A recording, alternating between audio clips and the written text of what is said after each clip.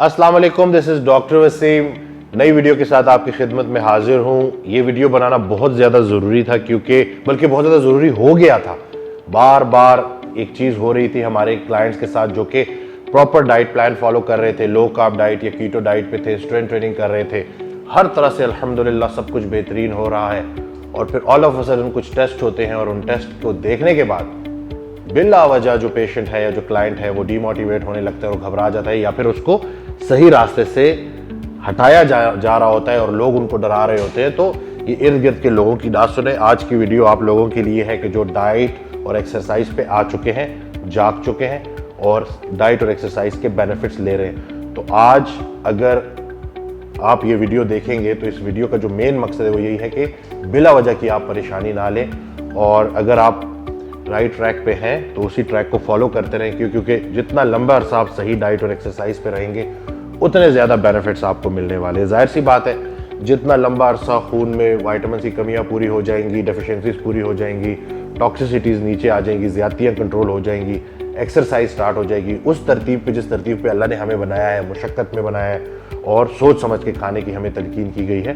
तो जब हम अपनी गलतियों को ठीक कर लेंगे तो वो सारे बेनिफिट्स हमें मिल जाएंगे, और जितने लंबे अरसे हम इस ट्रैक पर रहेंगे उतना ज़्यादा फ़ायदा है। तो अक्सर लोग जो डाइट और एक्सरसाइज पे आते हैं तो अक्सर वो अपने जिगर के टेस्ट कराते हैं, LFTs, तो उसमें ALT AST ज़्यादा आ जाता है। तो उसको देख के बहुत सारे लोग परेशान हो जाते हैं, और साथ जो फैट एंड प्रोटीन वाली डाइट है, कीटो डाइट है, तो उसके बारे में लोग समझ रहे होते हैं कि जैसे ये कहीं जिगर के लिए गर्म तो नहीं है, जिगर को ख़राब तो नहीं कर रही। हालांकि मैं अपनी बहुत सारी वीडियोज़ में बता चुका हूँ कि यही तो फैटी लिवर का इलाज है। एक्सरसाइज करना और कीटो डाइट यही तो फैटी लिवर को ठीक करती है। तो अगर आपका ALT और AST ज़्यादा आ रहा है तो किस वजह से ज़्यादा आ रहा है? क्योंकि आपके मसल्स में भी ALT और AST होता है। तो जब वो टूटते हैं एक्सरसाइज के दौरान तो वो वहाँ से उसकी सोर्स होती है, उसकी वजह से खून में बढ़ रहे होते हैं। तो इसका मतलब ये नहीं है कि जैसे आपका जिगर ख़राब हो रहा है। जिगर को देखने के लिए कौन से 2 टेस्ट देखने हैं कि अगर आपका GGT हाई है और LDH हाई है तो इसका मतलब है कि लिवर के साथ कुछ गड़बड़ हो रही है। और हम जितने लोगों को भी डाइट पे डालते हैं, एक्सरसाइज पे डालते हैं, तो उनका GGT और LDH जो है वो बिल्कुल नॉर्मल होना शुरू हो जाता है, और ये साइन है कि जिगर ठीक हो रहा है और जिगर सही हो रहा है। ALT AST की सोर्स मसल्स हैं, लिवर नहीं है। तो अगर आप डाइट और एक्सरसाइज कर रहे हैं और आपका जो है LFTs में ALT और AST ज़्यादा आ गया तो कोई मसला नहीं है, आप डाइट और एक्सरसाइज फॉलो करते रहें, ये आप सही ट्रैक पे चल रहे हैं। ठीक हो गया। अब आ जाते हैं गुर्दों के टेस्ट की तरफ। जाहिर सी बात है कि हमारे पास जब पेशेंट्स आते हैं तो डायबिटिक होते हैं और ऑलरेडी उनको बताया गया होता है, उनको इतनी अवेयरनेस होती है कि डायबिटीज़ किस तरह से गुर्दों के लिए ख़तरनाक है। तो जब वो डाइट फॉलो करना शुरू करते हैं और एक्सरसाइज पे आते हैं तो होता क्या है कि इसकी वजह से आपका यूरिया और क्रिएटिनिन जो है ये बढ़ जाता है, और वो मतलब फिजियोलॉजिकली बढ़ता है। उसका मतलब ये नहीं है कि जैसे आपके गुर्दे ख़राब हो रहे हैं। जाहिर सी बात है, मसल टूट रहा है, मसल टूटने की वजह से क्रिएटिनिन आपका बढ़ रहा है, ठीक है ना। क्रिएटिन काइनेज वो पूरा एक निज़ाम है जिसकी वजह से आपके ब्लड में क्रिएटिन बढ़ रहा है, तो ये मसल ट्रेनिंग की वजह से हो रहा है। दूसरी तरफ से आपने प्रोटीन डाइट में थोड़ी सी बढ़ा दी है। एक स्टैंडर्ड जो पाकिस्तानी डाइट है उसमें क्या होता है? फैट्स एंड कार्ब्स, समोसे पकोड़े। तो जब आपकी डाइट में प्रोटीन बढ़ाई जाती है तो थोड़ा यूरिया क्रेट जो है वो ऊपर की तरफ जाता है, और जो कि बिल्कुल नॉर्मल है। बहुत सारे लोगों को ये बात नहीं पता होती है, और वो जैसे इस डाइट पे जाते हैं तो जब वो ये देखते हैं कि थोड़ा सा लेवल्स ऊपर चले गए तो वो घबरा जाते हैं। हालांकि आपके गुर्दों को नुकसान नहीं हो रहा। गुर्दों का सबसे नंबर 1 फेलियर क्या है? गुर्दे कैसे फेल होते हैं? डायबिटीज़ से, जो कि खुराक में कार्बोहाइड्रेट ज़्यादा खाने की वजह से होते हैं। और कार्बोहाइड्रेट हम ज़्यादा खाते हैं तो इंसुलिन बढ़ती है, बड़े रहने के साथ साथ इंसुलिन काम करना छोड़ती है, उसकी वजह से ब्लड प्रेशर भी बढ़ने लगता है और शुगर भी बढ़ने लगती है। तो जो ब्लड की जो कॉम्पोजिशन है वो ख़राब हो जाती है, और गाढ़ा खून और शीरे से भरा खून गुर्दे को फिल्टर करना पड़ता है, जिसकी और ब्लड प्रेशर भी ज़्यादा होता है, जिसकी वजह से गुर्दे डैमेज हो रहे होते हैं। तो जब लोग आप कीटो डाइट पे आप जाते हैं तो आपका इंसुलिन भी नीचे आता है, शुगर भी नीचे आती है, ट्राइग्लिसराइड्स भी नीचे आते हैं, खून साफ़ हो जाता है, खून फिल्टर बिल्कुल साफ़ सुथरा खून गुर्दे फिल्टर कर रहे होते हैं। तो इस सूरत में अगर आपका यूरिया और क्रिएटिनिन थोड़ा सा ऊपर आ रहा है ना, तो इस घबराना आपने नहीं, आप बिल्कुल राइट ट्रैक पे हैं और प्लान को फॉलो करते हैं। अब आ जाते हैं कीटो डाइट पे अमल करने वाले लोग जब लिपिड प्रोफाइल कराते हैं 3 माह बाद, तो होता ऐसे है कि ट्राइग्लिसराइड्स तो नीचे आ जाते हैं, HDL ऊपर चला जाता है, यानी कि खून का गाढ़ापन कम हो गया है, ट्राइग्लिसराइड और एचडीएल की रेशो कंट्रोल हो गई है, लेस देन 3 हो गई है, लेकिन एलडीएल बहुत ऊपर चला गया है और टोटल कोलेस्ट्रॉल ऊपर चला गया है। तो बहुत सारे लोग जो है ना वो परेशान हो जाते हैं, क्योंकि हमें यही बताया गया है कि कोलेस्ट्रॉल कितना खतरनाक है, कितना डेंजरस है। हालांकि डॉक्टर नादिर अली मीर जो ह्यूस्टन में होते हैं, कार्डियोलॉजिस्ट हैं, मैं उनकी वीडियोस देख के उनसे ही जितना कुछ मैंने उनकी वीडियो से सीखा है वो आप तक लेके आ रहा हूँ। और ये रिसर्च बेस्ड बात है, एविडेंस बेस्ड चीज़ें, ये कोई मैं खुद से नहीं कह रहा। आप हंट ट्रायल पढ़ सकते हैं, उसको देख सकते हैं कि किस तरह से अब दुनिया आ रही है कोलेस्ट्रॉल के नंबर के ऊपर नहीं, क्वालिटी ऑफ कोलेस्ट्रॉल के ऊपर, कि कोलेस्ट्रॉल की क्वालिटी कितनी फिट है। तो वो कैसे पता चलेगा? जितने आपके ट्राइग्लिसराइड्स कम से कम है, जितना आपका एचडीएल ज़्यादा है, जितना आपका वीएलडीएल कम है, उतना ज़बरदस्त है आपका लिपिड प्रोफाइल।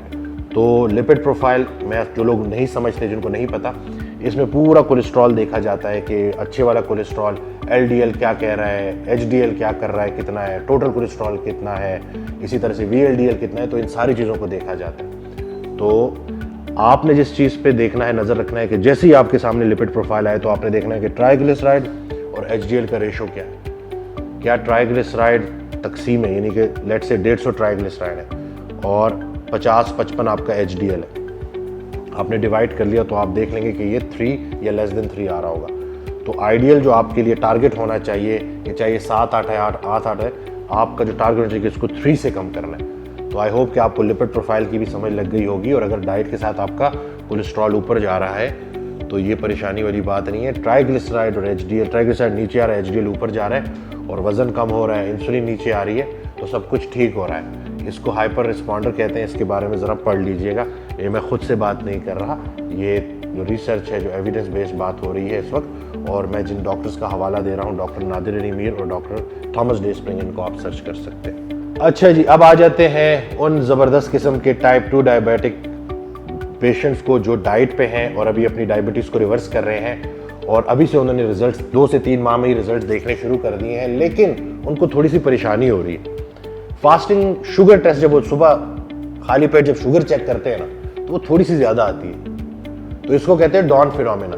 ये डायबिटिक पेशेंट में नॉर्मल होता है। थोड़े से लेवल्स अगर ऊपर आ भी रहे हैं, आपने ये देखना है कि फास्टिंग शुगर जमा रैंडम शुगर तकसीम 2, ये आपने 150 से कम रखनी है। लेट से आपकी जो है फास्टिंग शुगर 130-140 आ रही है और रैंडम जो है वो 150 आ रही है, तो आपने उसको जमा किया और डिवाइड बाय 2 किया तो ये 150 से कम आएगी। तो इसका मतलब है कि सब कुछ ज़बरदस्त हो रहा है और आपने अच्छी तरह से कंट्रोल किया हुआ है। और एक और चीज़ जो कि यहाँ पे मैं हाईलाइट करता चलूँ कि ये जो फास्टिंग शुगर है अक्सर लोगों की ज़्यादा आती है, लेकिन जैसे ही वो कुछ खा लेते हैं तो फिर शुगर 100 हो जाती है, 90 हो जाती है। इसका क्या मतलब है कि इंसुलिन इतने ज़बरदस्त तरीके से काम करना शुरू होगी कि जैसे ही पेशेंट कुछ खाता है बॉडी इंसुलिन रिलीज़ करती है। जैसे ही वो थोड़ी सी इंसुलिन रिलीज़ होती है वो इतनी तेज़ी से उस एक्स्ट्रा ग्लूकोज को सेल के अंदर लेके जाती है कि रैंडम ग्लूकोज जो है वो कम हो जाती है। ये ग्लूकोज किधर गई? सेल के अंदर चली गई, यानी कि इंसुलिन ने काम करना शुरू कर दिया है। तो आप हर लिहाज से ठीक रास्ते पे हैं, मोटिवेट रहें, और अगर इर्द गिर्द किसी को ये प्रॉब्लम आ रही है तो उसको हौसला दें कि बिल्कुल भी कोई परेशानी वाली बात नहीं है, आपकी शुगर कंट्रोल हो रही है। अब आ जाते हैं ब्लड प्रेशर और हार्ट रेट की तरफ। इसको भी लेके बहुत सारे लोग ना बिला वजह की परेशानी ले लेते हैं। अक्सर तो जैसे ही जिम स्टार्ट करते हैं, तो जैसे ही ट्रेडमिल पे आए तो जो एक्सरसाइज के दौरान उनका हार्ट रेट होता है ना, वो इतनी तेज़ी से बढ़ जाता है ना कि वो परेशान हो जाते हैं कि कहीं ऐसा ना हो कोई मसला ना हो जाए। तो याद रहे कि आपकी कार्डियो रेस्पिरेटरी फिटनेस अच्छी नहीं है, अभी अभी आपने स्टार्ट किया है, तो अभी हार्ट रेट आपका रेस्टिंग हार्ट रेट ऊपर जाएगा, ऊपर रहेगा, और एक्सरसाइज के दौरान तो बिल्कुल ही ऊपर जाएगा क्योंकि हार्ट कंडीशन नहीं है। जैसे जैसे आप रेगुलर बेसिस पे एक्सरसाइज करोगे आपके वेंट्रिकल्स मजबूत होते जाएंगे और आहिस्ता आहिस्ता आपका रेस्टिंग हार्ट रेट वो कम होता जाएगा। एथलीट्स का जो खिलाड़ी नहीं होते जो ज़्यादा एक्सरसाइज करते हैं, जो मेटाबॉलिकली बड़े हेल्दी होते हैं, उनकी सबसे खूबसूरत बात क्या होती है कि उनका रेस्टिंग हार्ट रेट बड़ा कम होता है, और उसको कहा जाता है एथलेटिक ब्रेडिकार्डिया, के एथलीट्स का जो हार्ट रेट है वो कम होता है, और ये दिल की मजबूती की अलामत है और दिल के सही होने की अलामत है। इसी तरह बहुत सारे लोग ब्लड प्रेशर को लेके बहुत ज़्यादा ऑब्सेस्ड होते हैं। बहुत सारे लोग तो एक्सरसाइज के फ़ौरन बाद ब्लड प्रेशर चेक करते हैं। अब अगर मैं आपको स्क्वाट्स करवा रहा हूँ या मैं आपको कोई ट्रेनिंग करवा रहा हूँ और उसके फ़ौरन बाद आपका ब्लड प्रेशर चेक करूँगा तो वो जाहिर सी बात है कि ज़्यादा होगा। ये जो ट्रांजिएंट इंक्रीज होता है ना, वक्ती तौर पे इंक्रीज, ये प्रॉब्लम नहीं होता। असली मसला क्या होता है, क्यों हाइपरटेंशन को साइलेंट किलर कहा जाता है, कि ये खामोशी से अपनी कार्रवाई कर रहा होता है, ये खामोशी से आंखों को डैमेज कर रहा होता है और गुर्दों को खराब कर रहा होता है, और वो आपका इस तरह से नजर नहीं आता। तो आपने इस चीज का ख्याल रखना है कि इन चीजों की परेशानी नहीं लेनी, और ब्लड प्रेशर अगर आपने चेक करना है तो वो रेस्टिंग स्टेट में आपने करना है, और ये देखना है कि उसको रिपीटेडली आपने चेक करना है कि कहीं ये वक्ती तौर पे बढ़ा हुआ था कि ये लंबे अरसे से क्रॉनिकली ही बढ़ा रह रहा है। तो एक्सरसाइज के फौरन बाद अपना ब्लड प्रेशर ना चेक किया करें, और कोशिश किया करें कि गैर ज़रूरी परेशानी ना लें। और इसके अलावा अक्सर लोग एंग्जाइटी भी ले लेते हैं। बाज़ औक़ात हॉस्पिटल्स जाते हैं तो जैसे ही हॉस्पिटल में उस इन्वायरमेंट को देखा, वो स्मेल उनको आई तो वो घबरा जाते हैं, और उसकी वजह से भी उनका ब्लड प्रेशर ऊपर चला जाता है। तो इसका ये मतलब नहीं है कि आपको ब्लड प्रेशर है।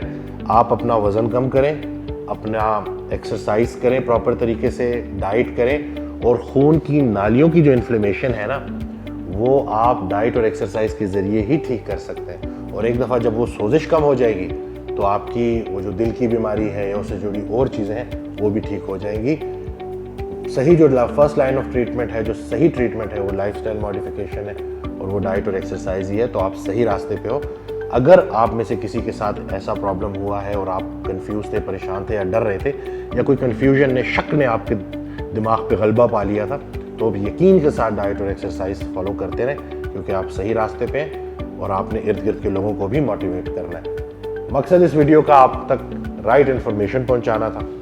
वीडियो को लाइक करना ना भूलिएगा, शेयर करना ना भूलिएगा, और मेरे चैनल को सब्सक्राइब करना ना भूलिएगा। नेक्स्ट वीडियो में एक नए टॉपिक के साथ आपकी खिदमत में हाजिर होऊंगा। मुझे और मेरी टीम को अपनी दुआ में याद रखिएगा। अल्लाह हाफिज़।